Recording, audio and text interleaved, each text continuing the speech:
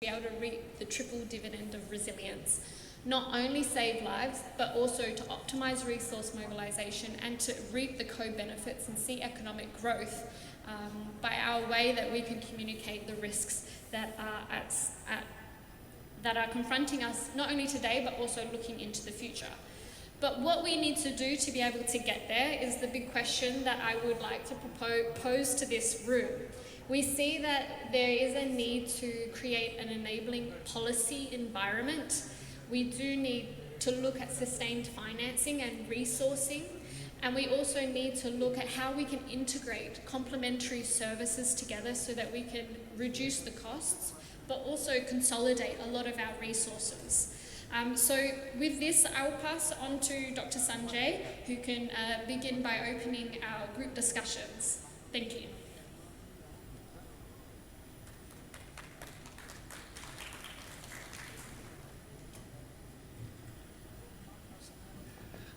Thank you, Temily. Thank you, colleagues.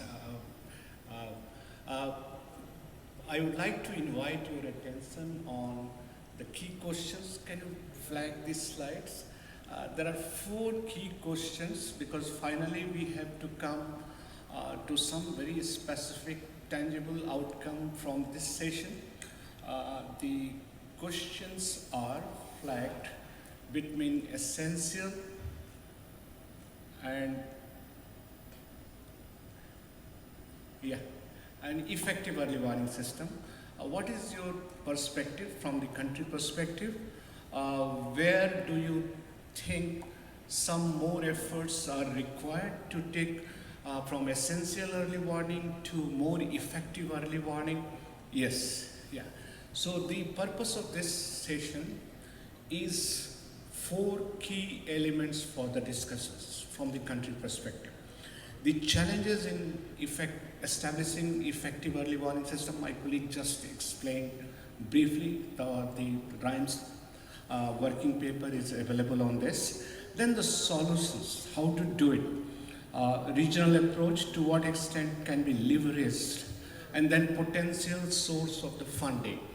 And finally, policy interventions to mobilize resources and lock in investments. So these are the 4 key questions. I would like to flag these questions to especially from the country perspective, and I will start with Sri Lanka, the host country, and Excellency, over to you for your point of view. Very good day to you. Thank you very much. Just to introduce myself, I'm Deputy Minister of Finance and Planning.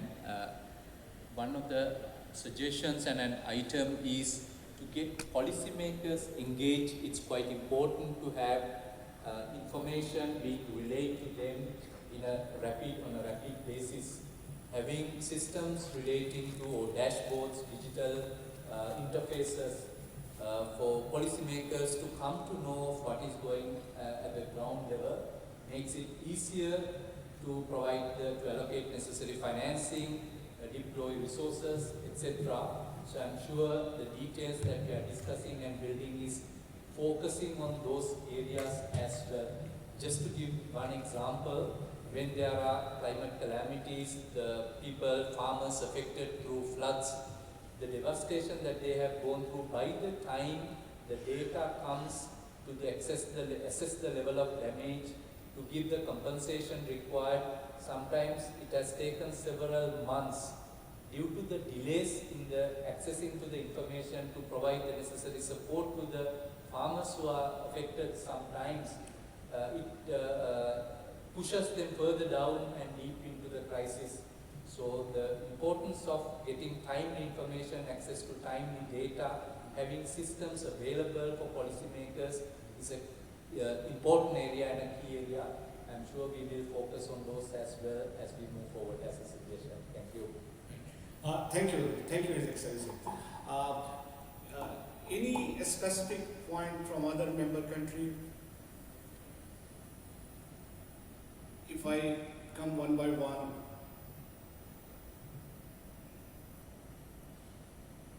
Philippines.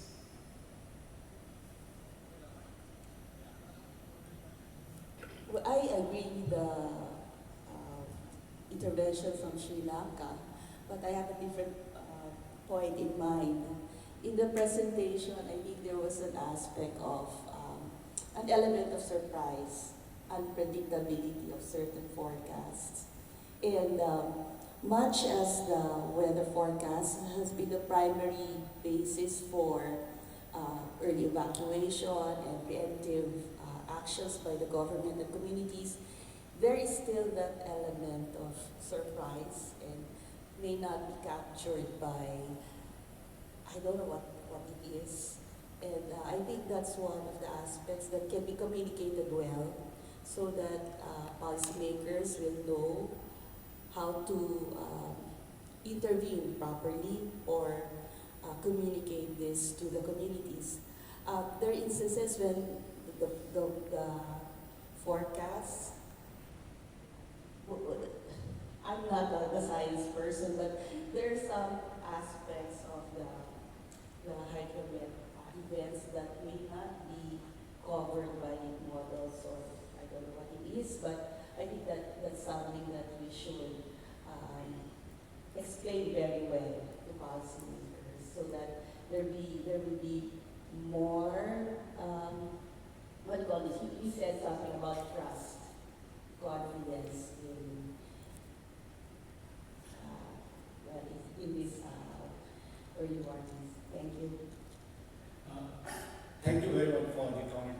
I would like to flag the presentation by Rhymes, the RNS one, the obligation, which was quite exciting from a policymaker perspective, was the disruption of transport sector during the monsoon period in Nepal.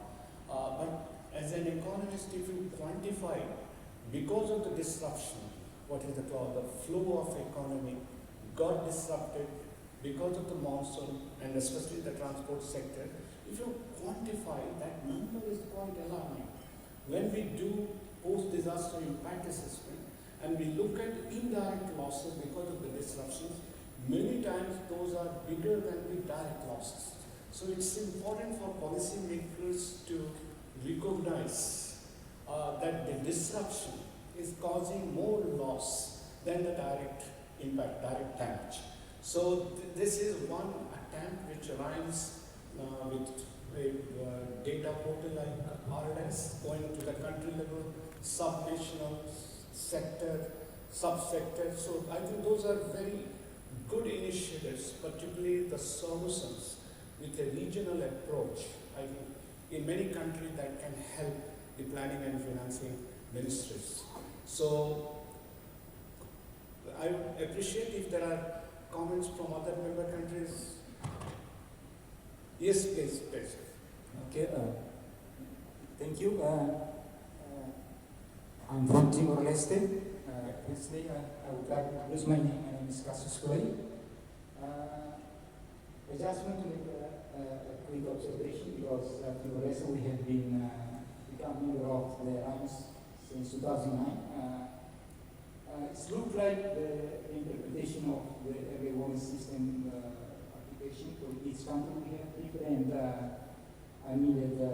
different response to the early warning system related to the hazard that we have. If you would like to say that about the policy maker need to understand that firstly my point of view is depend on the human resources. For example, in this Timor that is a big lack of human resources. How to interpret that the importance of the utilization of early warning system to tackle the natural hazards will have a negative implication for the social and economic livelihood in this Timor. So therefore, is need to have a communication between the member country, which have immediate times, because in East Timor, even we have become a member, but we face that the series of the natural hazards like a few years ago in 2021, we have a tropical climate catastrophe which hits our countries. Approximately that 21 people lost their life. And then for the restoration or recovery of the economical system and infrastructure, we have to 46 million. That's why I say that communication and human resources is quite important, and then we have to intensify the communication between sectoral in our member country, how to promote it, and then we can promote for a good communication between a member country and then into the political meeting in the national level. Thank you very much. Thank you. Thank you. May I request the countries from Africa to share their experiences?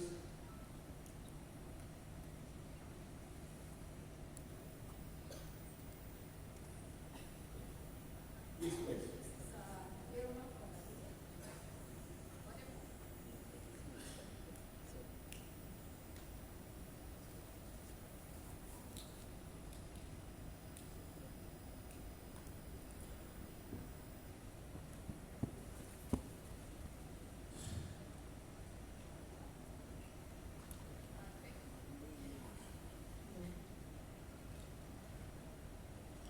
I think I'm audible now. This is Roma from Namibia. Actually, for the policymakers to intervene and mobilize more resources, as our previous speaker have said, communication is very, very important.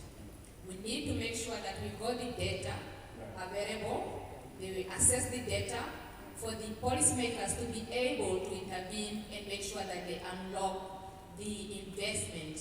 They will not invest in something that they are not aware of, something that they do not know.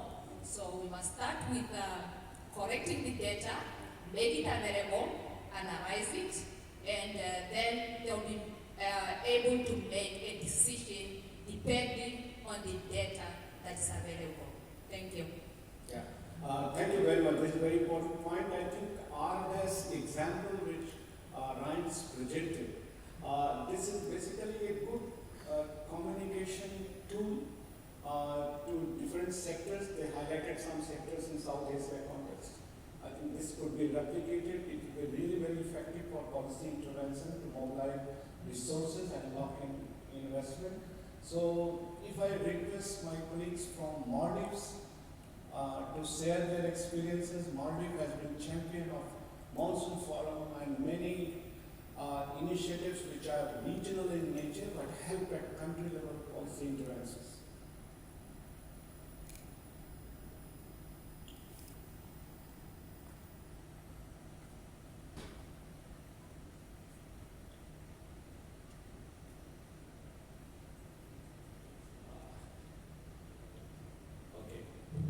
Okay, so I think Maldives colleague is not in the room. So any other country would like to make, yes, please, welcome.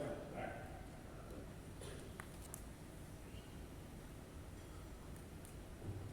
Thank you.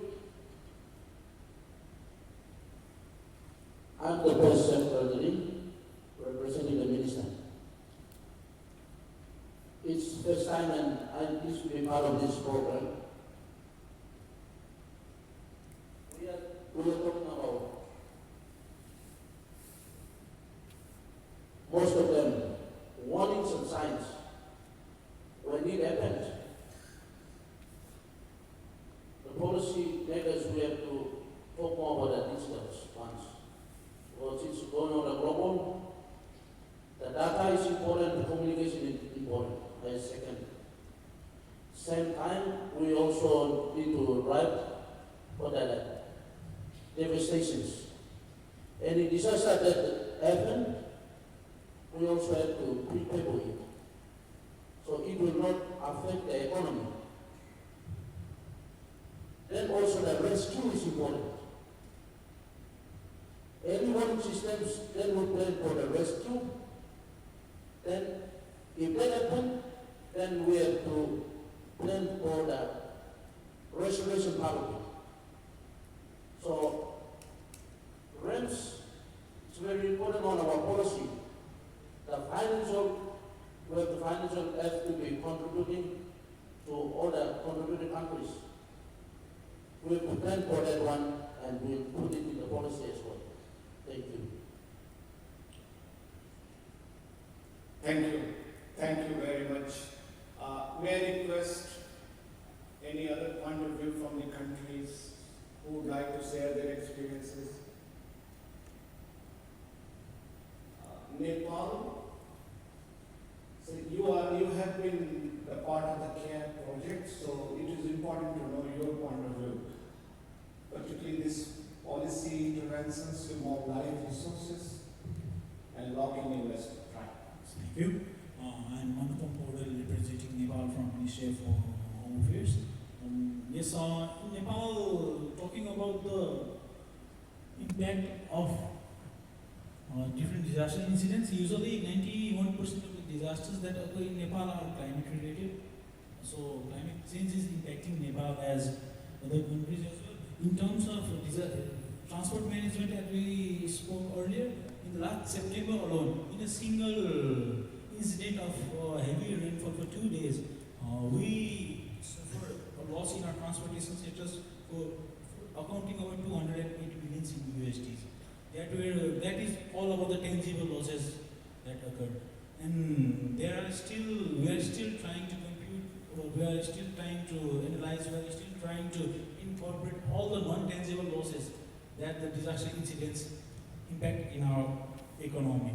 And talking about that, and talking about the early warning systems, Nepal has implemented early warning systems in a successful model, in the sense that in flood in our Melamchi district, for about 3 years ago, we were able to save a community from a flash flood based on our early warning systems. What we do is we incorporate the communities in our early warning systems. We have sirens in place.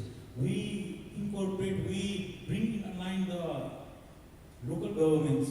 Our DHM, who is mainly responsible for the climate attributions and all the early warning forecast, they produce all the early warning information they give to the authorities.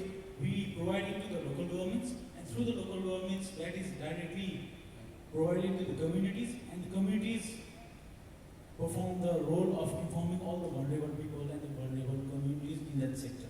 And in this way, we are doing, but we are facing some challenges in the sense that there are some language barriers.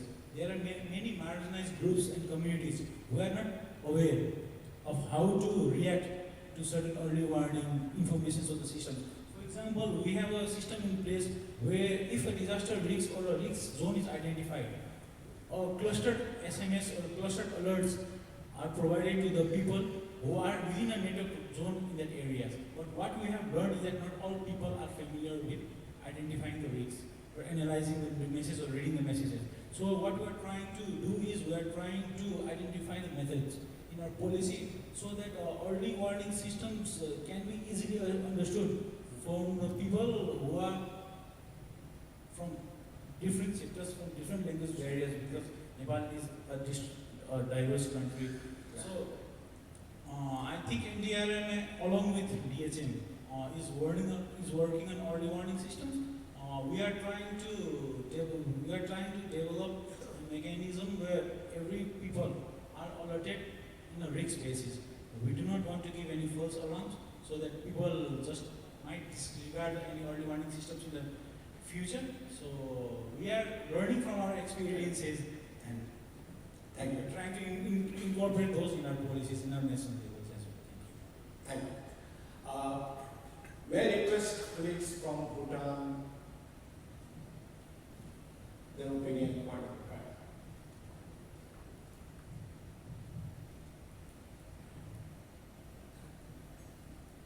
Okay, thank you. I'm from China. I'm Yeah, from please. Shanghai Meteorological Service, and we are establishing a urban multi-hazard early warning toolbox. This toolbox is to help some cities to build their capabilities of early warnings. And as we all know, the early warnings work needs more and more funding, but the funding is limited, and so we suggest 3+ to push this work. the first plus is AI plus, because AI technologies application is very important and more important now. And the second plus is the government plus, because in China, government's help is very important. We need government's support as the front of a program. And the third plus is the finance plus. We have established some cooperation and relationship with financing institutions such as bank and some user-raised institution and some other institution for support the money. So we want to use this finance plus concept to provide financial investment and support for the construction of the two books.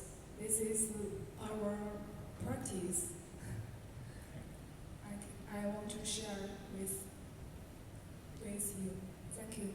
Thank you. Thank you very much. This is a very important point to bring technology, especially this AI, artificial intelligence based, and I was very happy to see examples of the many RHINES projects, IVF, impact-based forecasting. They have using data science, machine learning to bring technology from a regional solution to the national capacity development. So thank you. This is a very important point. May I request our colleague? Yeah, please. Please. Yeah, good afternoon. My name is Sakom. I'm from Cambodia. I'm observer Department of Meteorology under the Ministry of Water Resources and Meteorology. Regarding early warning, I think it's really important in the country in the world. Especially a case study of Cambodia, we challenge flood and drought annually.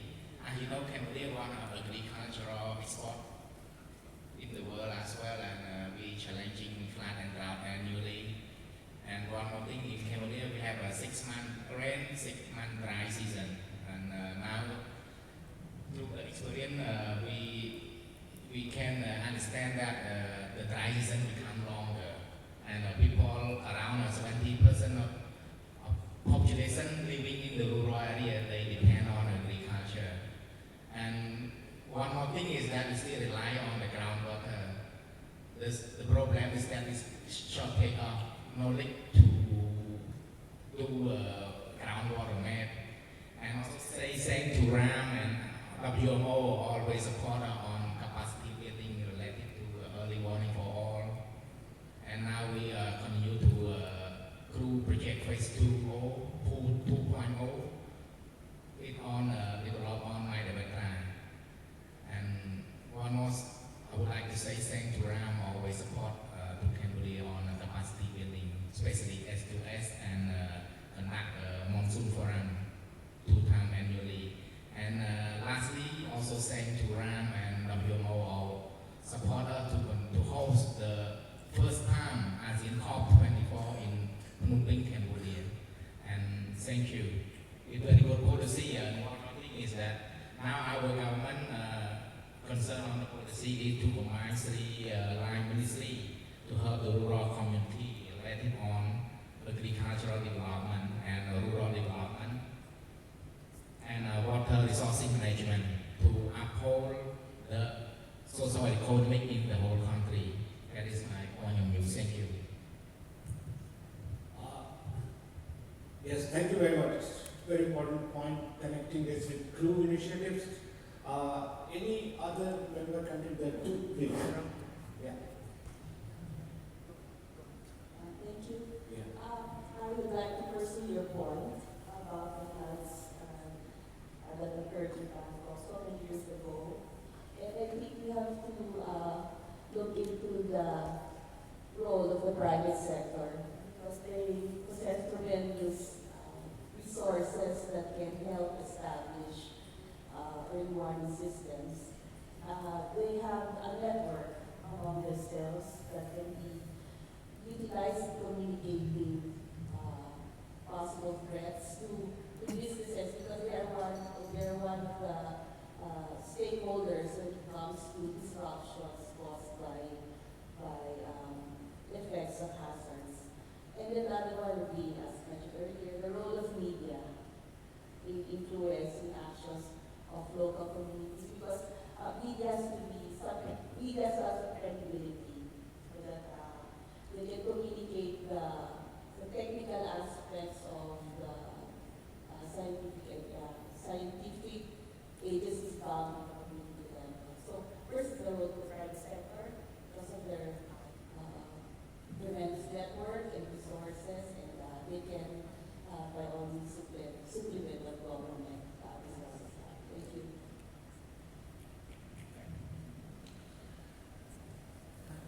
Yes, thank you. Any country which would like to make their, their opinion, their ideas on these 4 areas, and especially 2 potential source of funding and policy intervention, that would be very helpful. Because we understood many point of view based on your experiences, but some point of view on potential source of funding, policy interventions. Sir, sorry, may I give the floor to Pakistan? Please. Right. Thank you. Hello everyone. Unfortunately, none of the government officials will join this event. But I just want to add that when we speak about essential to effective early warning, one of the biggest problems is that we do not reach out to the community. While the government and policymakers may seek in resources for infrastructure development, but the element of community-based early warning and how the government or the relevant departments down to the end users will reach out to the community and provide them the relevant risk information is one of the biggest problems that we face. While there is early warning, but then it is not, rely to the people in timely manner for, the anticipatory action that is required. So this is one of the things. Also, the policymakers need to, one of the points was covered, seek funding and collaboration with the private sector, but also policymakers need to review their policies and update them. In the context of Pakistan, for example, we really need a clear direction on early warning and how it will be generated and which will be involved, the departments and the collaboration that is required. So this is what I wanted to add. Thank you. Thank you very much. If I come to Dr. Giri from India, Dr. Giri, this is a bit provocative, but I must listen from you, particularly the experience of the country on potential resources of funding and policy interventions to mobilize resources, lock in investment. In the recent times, many monsoon projects, a lot of investment has been mobilized.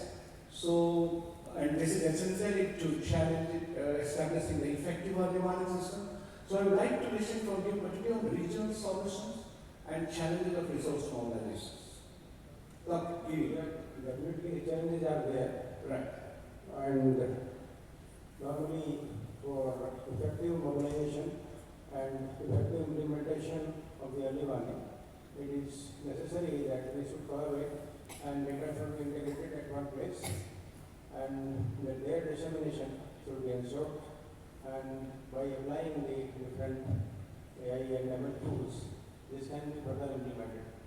As we are closely involved with the RIMES in different activities, just like integrated involved monitoring systems and other disaster response, just like SATARK and these types of systems, we are involved in it.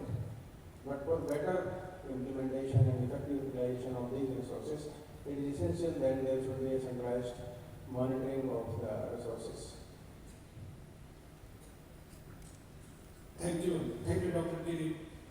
Any country or any expert who feels they have some point of view which could enrich this discussion, which could add some more value to it? Yeah, please. Thank you. Papua New Guinea is speaking again because I'm the developing country. Most of the systems are in my country. Based on geological settings, we need to to set up other regional settings must be effective. The funding is the source that we all talk about.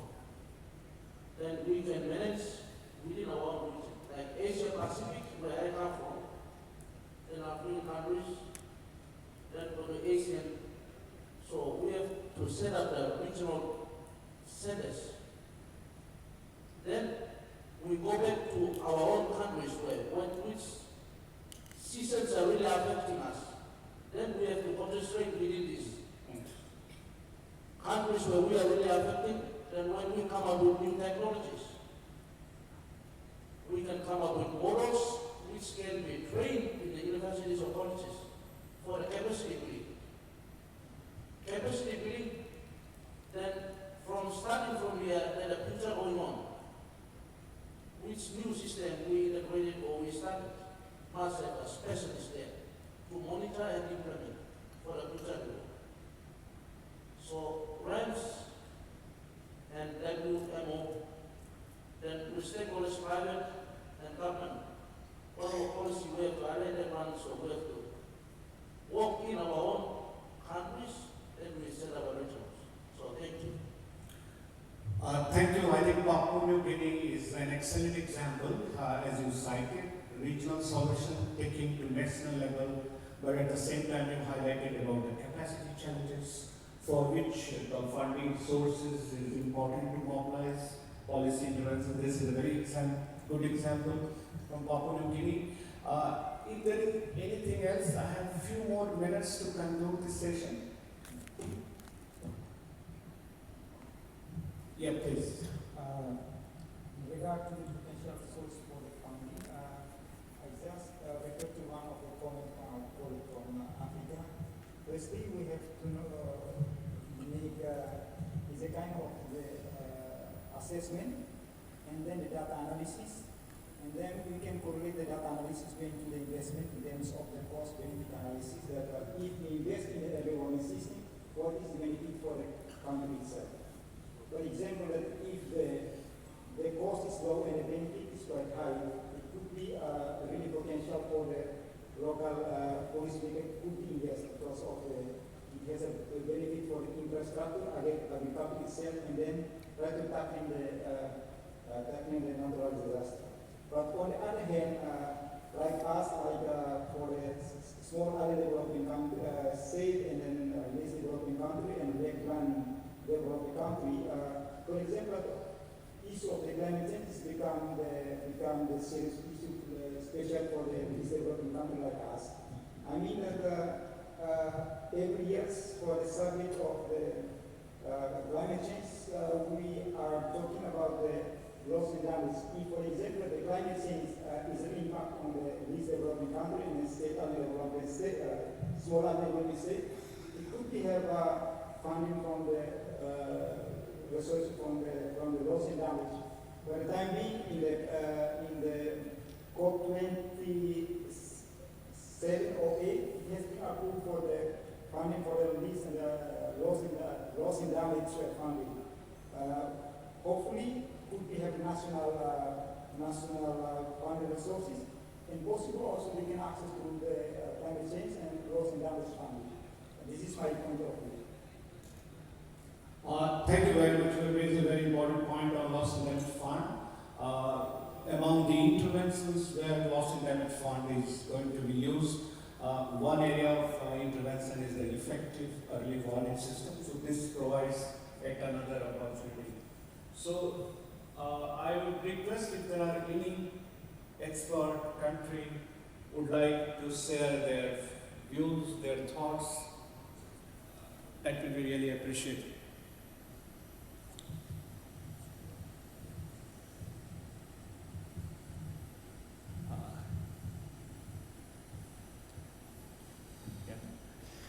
May I request Dr. Ramesh as an expert? You have been a seasoned expert in this area. Some thoughts from your side, particularly what I would like, regional solution, potential source of funding, and then policy interventions to mobilize. From your experience in many roles, you played in the past? Thank you, Dr. Sanjay. Here, institutions joining together involved in the whole service delivery value chain of disaster management and climate risk management. So joining the institutions together is the first intention. That commitment has to come from the institutions involved in that. So once that comes, driven by the National Disaster Management Authority, for example, Disaster Management Authority, and its interfaces across the country, and linking the other user sector departments which are climate sensitive and surely getting impacted and will get impacted in future also. Once that partnership formally that is established, then real-time sharing of information, resources, critical infrastructure that has to be protected, and resilience building of the lifeline infrastructure has to be ensured. And then those resources within the departments, they will be there. And then resources which are required by anticipatory action and guidance becomes available from early warning systems and other guidance material. So that's where the standard operation procedures, guidelines of respective departments to be acted when, and triggers which are required for their actions have to be built into the system. So once you have a mechanism of a holistic risk management approach and risk minimization strategies in place, so I'm sure resources will not become a problem. So several institutions seeing the experiences of rapid recovery and rapid response mechanisms which are successfully working in those countries. Several lesson learning opportunities, experiences are there. So you have to bring in all those lesson learning and add over and above the additional requirements based on the local needs, because every place it have its own unique requirements, unique environment, unique conditions, and then language barriers which some of our colleagues have flagged.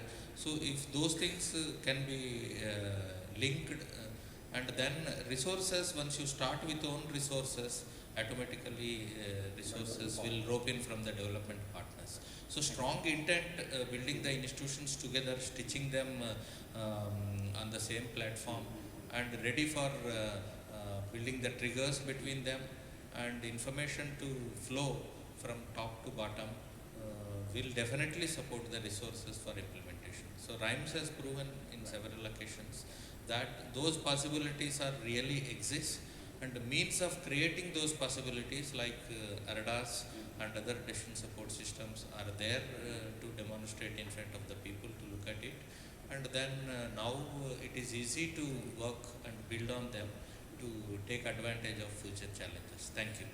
Thank you, Dr. Ramesh. Thank you. This was also an excellent way of concluding the session. I have just one point to conclude.